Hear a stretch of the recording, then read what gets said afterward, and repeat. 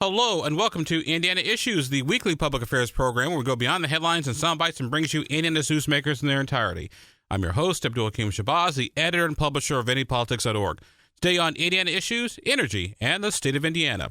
Indiana Issues is underwritten in part by the Indiana Conference of Mayors and Trust Local Program, the Indiana Chamber of Commerce, the small business law firm of Thrasher, Bushman & Volkel, the Institute for Quality Education, the Indiana Civil Rights Commission, and Downtown Comics, your place to escape.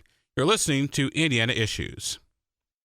When I started Ivy Tech, I lacked the confidence to do what I do now. They gave me confidence, and they helped me know that I could do anything. It actually puts you out there with the people that you're going to be working for. When we hire a graduate from Ivy Tech, we know that that individual is going to come to us very knowledgeable. A student can, in 2 years, get a degree that prepares him for a job. It's a partnership, and that's been great for us, and it's been great for them. I'm doing things now I never dreamed I'd be doing years ago.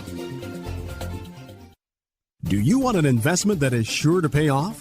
For Hoosier businesses, there's no better deal than membership in the Indiana Chamber. Members get free sales leads, human resource consulting, and access to a PR resource center. And that's just for starters. The Indiana Chamber is 800,000 employees and 5,000 companies strong, with room for many more. Take advantage today to receive benefits that will help your company thrive. Call 800-824-6885 or visit indianachamber.com. Welcome back to Indiana Issues. I'm your host, Abdul-Hakim, the editor and publisher of IndyPolitics.org. Well, when it comes to renewable energy, one key lawmaker isn't convinced it's ready for prime time. Ed Soliday, the chair of the House Utilities, Energy, and Telecommunications Committee, says wind and solar still aren't affordable or reliable enough to make up for the major share of Indiana's energy portfolio. We spoke with him this week as AES pushes to raise rates, a move tied in part to investments in renewable energy and upgrades. Well, with all the talk in the universe about energy these days and rates and small nuclear power plants and AES proposed rate hikes and the whole nine yards, well, I figured what better friend of mine to chat with my old friend Ed Soliday from up in Portage, not quite Chicago, but pretty close enough to the region for me. And actually, he's a pretty nice guy and a fellow Columbian. So, Ed, my friend, how's it going? Well, as always, whenever we're talking about energy, it's always a challenge. It's a hugely complex topic, and much like my former life in aviation, every person in America can run an airline. They can manage the economy and raise the neighbor kids. But it's hugely complex, and it takes some work to put it into something fairly simple. So glad to talk about it, though. Wow, my friend, that sounds like someone practicing law. Imagine that. No, I don't do that. Oh, good. Good to know. Well, let's go ahead and get started here. So how is Indiana's energy portfolio? We'll start with that question. First of all, Senator Cook and I work pretty closely together. We have worked toward a four energy source portfolio, two goals. It started with our task force in 2019. And that was number one, keep Indiana competitive. Number two, be able to react to whatever direction Washington went, because investments in energy are for 30 and 40 years at a time. And we went from very green to the Trump administration to ultra green to now another Trump administration. And so we need to be able to attract jobs and businesses and make electricity affordable and reliable for the citizens of the state. So when we talk about affordability and reliability, what does that look like, at least in you and Senator Cook's mind? Well, first of all, reliability. We use about 23.5 gigawatts of electricity in the state. We actually generate somewhere between 26 and 28 gigawatts, which gives us peak demand plus some cushion.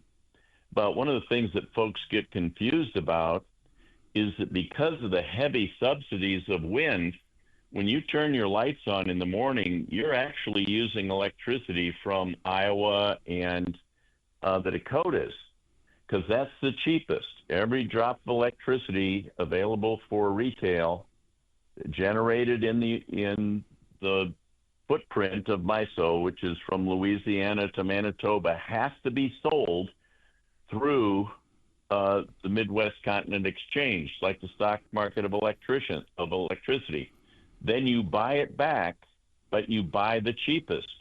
So we have about 40% coal, which is some of the most expensive electricity right now in the market. Now, that may change now that the Trump administration and the Congress has started to remove those subsidies, but some of those subsidies will last for 15 years, and they're in the neighborhood of 30%.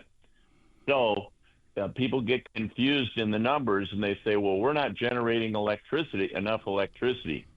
We meet legal margin requirements plus some.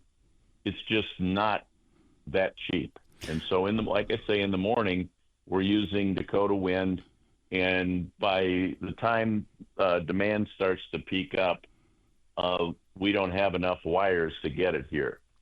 We're talking to State Representative I don't know if that helps, Abdul, but it does. We're talking to State Representative Ed Soliday, sort of one of our legislative point folks on coal and energy and the whole nine yards. My friend, you said something interesting about the windmills, because driving up I-55 to go to Chicago to go visit the old hometown, you'll see lots of windmills along the interstate. Are you saying that those windmills, where does that electricity go? Well, those windmills and the solar, and we're a leading state. We've got quite a bit of renewable. Those are in purchase power agreements. The ones that you see the most, NIPSCO has bought a lot of that electricity. But remember that electricity, when it goes through NIPSCO, has to be put on the market. So, but the total, believe it or not, the total of renewable energy in the state is somewhere around 10%. Wind is up around 10, solar's 1 or 2. And so, but it's intermittent electricity, so Yeah, because the wind doesn't blow all the time. That's right. And Iowa and the Dakotas have much better wind availability. And if you think there's a lot of windmills there north of Lafayette, Iowa, the Dakotas built tons of it. Iowa's about 59% wind. Of course, I also joke and say, friend, if you really want to get a source of wind energy, just put a bunch of windmills around the State House when you guys are in session. They'll be blowing basically all night long. So not that you haven't heard that joke before. That's true. That's probably true. The problem is, I think colder air is more dense than hot air. So I don't know how that figures into it, but exactly. So what you're saying is, I'm understanding you is that while wind, while solar, while renewables are an option, they're not the most reliable option right now, and we can't base our entire energy portfolio on basically what is 12-15% of renewable sources of renewable energy, at least right now. No, and in the fact of life, it has a place in the portfolio, and so do batteries. It's just that we are an industrial state, and you cannot run steel mills and places like Steel Dynamics and so forth solely off of renewable. You have to have some fossil fuel in the mix. Current battery backup, the technology, the battery lasts about 4 hours. A 1 gigawatt battery costs $1 billion. You can build a gas-fired plant for a little bit more, and the thing runs all day and all night. So, Ed, let me ask you then, do you see a time in Indiana where renewable energy oversees coal? I don't think so. I think coal has a future. We've got so much. I got in trouble for this. My good friends at the CAC like to exploit things when I said we've got too much hyperbole out there. And, of course, they spun that I was saying the customers are hyperbolic. That's not the case. We have folks exploiting the fact that our infrastructure is getting old. It needs to be replaced. We're building new generation capacity. That has to be paid for. Now, if you look at the graphs that just came out of the IURC annual report to RegFlex, since 1983, the increases in electricity price have been less than the cost of living index. But you can't tell anybody that. You can't put the graph up there because they'll scream bloody murder that my electric rates went up. And if I could just add to you, Abdul, this is not AES, another utility. The average bill in January was $178. March and April was about half of that. Now in July, it was back at $178. That's the average bill for the average homeowner. The demand for electricity, the amount of electricity, because we had a very hot summer, was up 85% at one utility from June to July. July was 85% more use in 1 month. Your bill is going to go up. Well, the exploiters go, wow, look at that's all a rate increase. No, it was utilization increase. So looking at your bill, looking at in comparison, I would say this, $178, $200, what's your cable bill? What's your cell phone bill? Now, if Senator Cook and I could reduce rates, we'd be doing it tomorrow. Believe me. But we have the 5 pillars. They're all important. We've got to be able to have the resources to recover from thunderstorms. We've got to have reliable sources of electricity so the lights come on. And it has to be affordable or we're not competitive. Our guest on the program today is State Representative Ed Soliday. Ed is one of the point people in the legislature on coal and energy sources. And so we're talking to him about some of the recent discussions we've had here in Indianapolis about energy, about utility rates, and the whole 9 yards. Ed, I know there was some discussion at the Indianapolis City County Council this past week where folks were not happy with AES and proposed rate increases.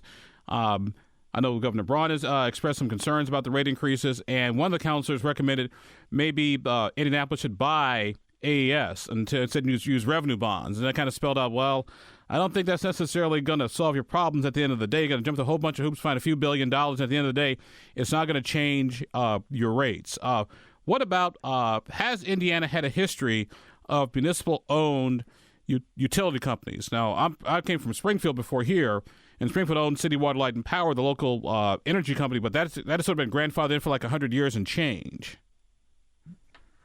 So let me shock you a little here, Abdul. Yes, we have a number of municipalities who have their own electric systems, but they don't generate electricity as a general rule. They buy it from either the investor owns or Hoosier Energy or there are 2 companies that generate electricity and the REMCs. So they either buy from them or they buy from an organization called IMPA, which generates electricity and then sells to the municipalities. The thing about this thing that was Indianapolis Star fascinated me. They can go bond and buy AES. Here's what didn't change.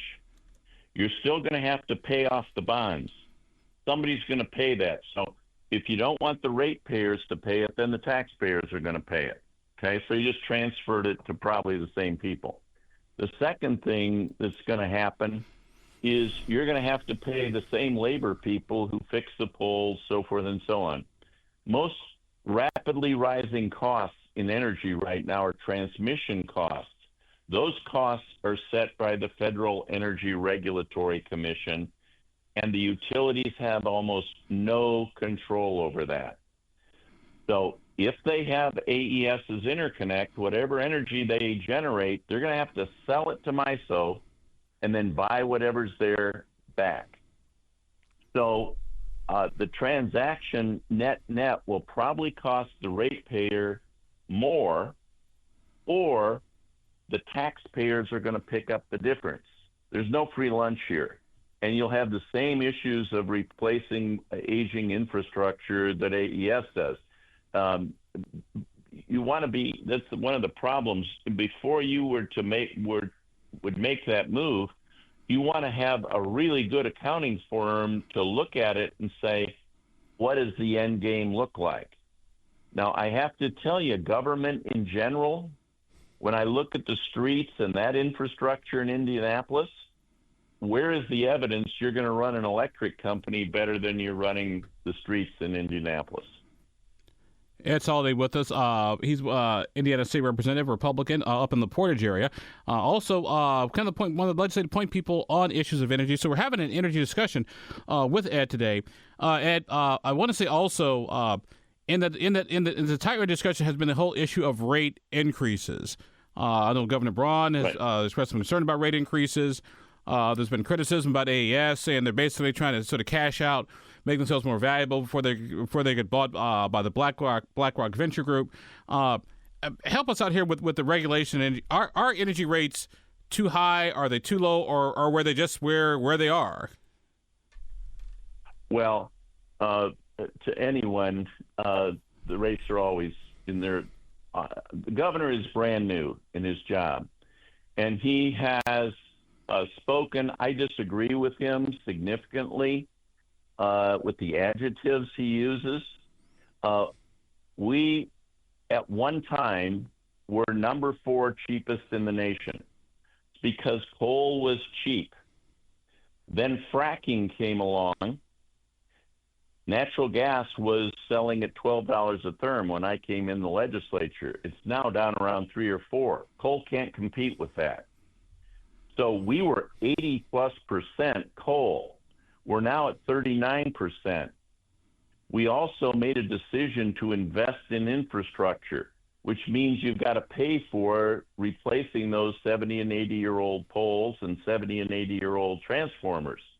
The inflation for energy hardware is significantly greater than the cost of living index. So our IURC, what fascinates me is there's a process.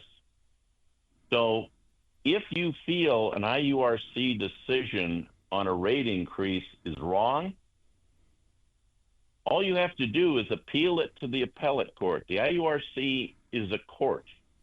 So if you don't like their decision, but people like to get on the internet and hyperventilate, but if it's that bad, and they're that bad, so what we've wound up is we've lost, out of all this rhetoric, we've lost 3 commissioners, and you talk to anybody across the country and they'll say this regulatory commission is in the top 5 in MISO and the top 10 in the country. We just lost 3 of them because they're like, this is a hard job. The hearing is 300 days. Look at the record. Where did they get it wrong? If they did, go to the appellate court. You don't like what they decide, go to the Supreme Court. But instead, we attack people and attack people's character, find somebody and blame them. But AES's rates are going up because the infrastructure has to be improved and their generation capacity has to be fixed. Ed, let me ask you this. And Ed Soliday with us on the program today. Ed Soliday, big point person over in the State House on issues of energy. Ed, when we look at the fact that AES, NIPSCO, all Indiana's utility companies, they have their costs and they're subject to inflation, just like everybody else. High gas prices, got to keep them with worker pay, the whole 9 yards. How do you explain that to folks like, hey, because most people, they don't. I tell people they don't care how the energy gets there. Just when they flip on the light switch, they want the light on and they want the air conditioning on and the heat on. But no one really cares about how it all gets there. As we pull back sort of the layers of all this, and we realize this is a lot more complicated than a 20-second 230 character post on Twitter or a TikTok video. How do you explain to folks that, hey, this is a lot more complicated than you think? Well, what I would say to them, if you're really interested, because this is not, you're exactly right, Abdul, this is not get on Facebook and see what the latest opining is. Look at their inflation rate. It's all public because it all is filed through the IURC. It's all online. So we set a goal out of the task force that ran for 4 years. They had, because of what I've explained before, they had drifted down to number 28 in the nation in cost.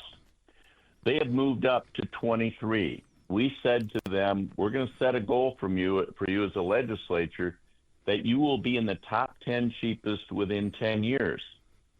But when other states are not moving as rapidly as we are in replacing infrastructure, and we're not as heavily dependent on coal, if I look at some other states that have a lot of nuclear, go to the West Coast, a lot of water-powered generation. When we were getting coal dirt cheap, we could be in the top 3 or 4. But now we're transitioning, but we have 72 states that don't want any renewable. We have states, my own county. My county does not want any new gas-fired plants. Okay, these old coal-fired plants are old. They cost money to maintain. They cost money to operate. And you're going to pay. Somebody's going to pay. And it's unfortunate. I'm too old to lie to people and say, I listened to one politician say he was going to cut rates every year for the next 3 years. I have one question: how? It's great rhetoric. People cheer for you. The CAC will cheer for you while they're opposing everything. All I want to know, I'm an empirical guy. Show me the numbers. How are you going to do it? Utilities don't control transmission rates. They don't control fuel price. Labor, they have a little control over. There's the big three. Now, suddenly, you want to say to a guy that's climbing a pole in the middle of a thunderstorm to restore your electricity, you can't have a pay raise.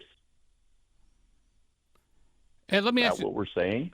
And let me ask you this, because you bring up an interesting point on the costs involved. We're now in a world of data centers and those whole discussions on energy usage and the whole 9 yards. How do data centers? I don't know if you can speak to this or not. If you can't, I understand. How do data centers sort of play in our energy consumption, energy usage, and energy distribution? And what does this mean for the taxpayer/ratepayer? Do you think? Well, one, it shouldn't affect them at all. If anyone would bother to read House Bill 1007, it says that if a data center, a chip factory, a large user, anybody over 150 megawatts, it's interesting they're blaming data centers for causing the rate increases. We haven't built one yet. So they build them all over the country. Virginia's had them for 20 years.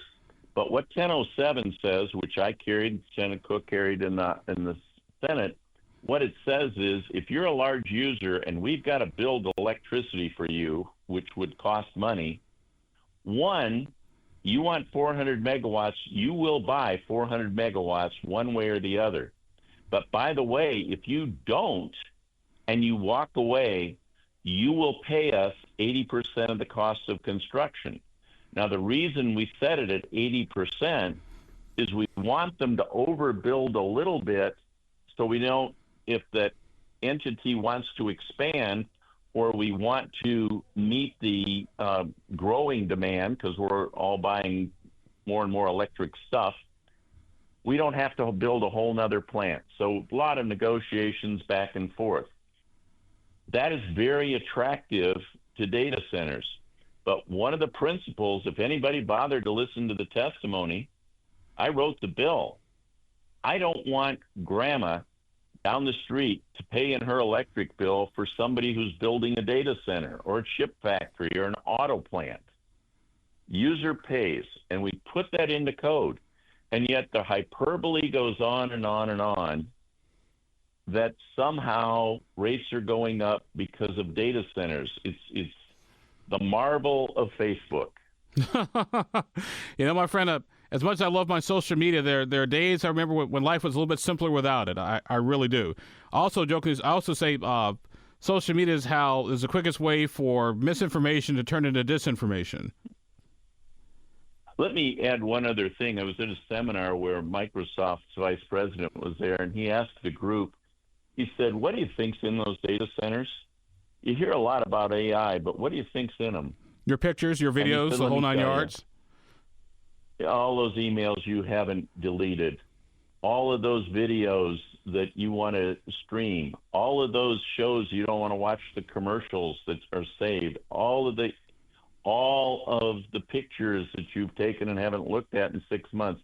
I looked at my utilization as a retiree, my wife and I. Do you know I used 212 gigabits of information last month? And I'm like, oh my heavens. I mean, I don't watch that much TV. How can I be using that? We have seen the enemy as us. All of this information is going somewhere.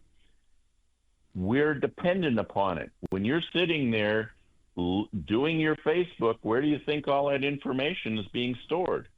What AI does is a rapid way of collating all of that information and giving you an answer to your questions. So you get a little tired of hearing AI, we're paying for AI and it's the enemy. Personally, I think quantum will replace AI within 10 years. But the data, whether it's health things, for example, I did a super physical 2 years ago. I had to hand carry my MRI on a disc from one hospital to the other because they don't have access to the same data. They should be able. I have my test at one hospital, doctor another place, have my work done a third place. They should all be able to look at that data in real time. So we pick up these buzzwords and say we're against it without thinking through what is the underlying drivers in what we're doing. Am I willing to pay 25 cents a month so that all those hospitals can talk to each other? You bet I am. And we got a couple minutes left here. Something I noticed in our conversation, not just with me and you, but lately, for some reason this year, as I'm coming 20-something plus years of being here in Indiana, is that whether we're talking about data centers, whether we're talking about improvements to our infrastructure, and heck, we're talking about daylight saving time or Sunday retail alcohol sales. There's something in the Hoosier mindset that makes them slow to change and hate change.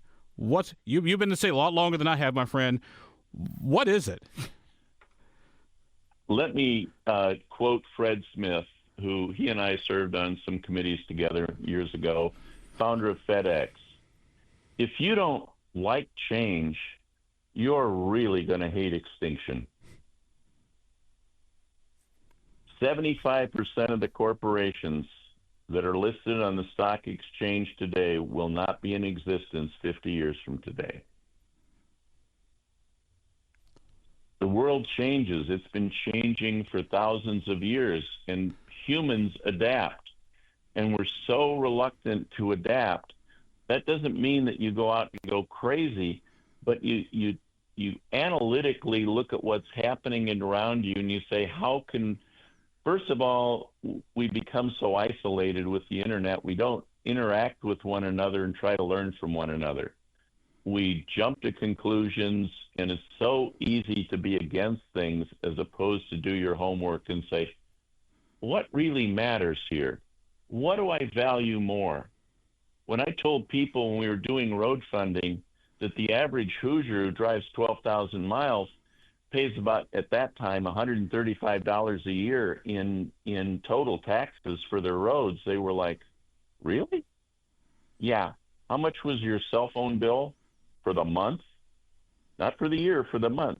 You're paying less for your roads to drive on, take your kids to school, and go to work per year in taxes than you are paying for that cable TV you're watching. Be analytical. Think analytically.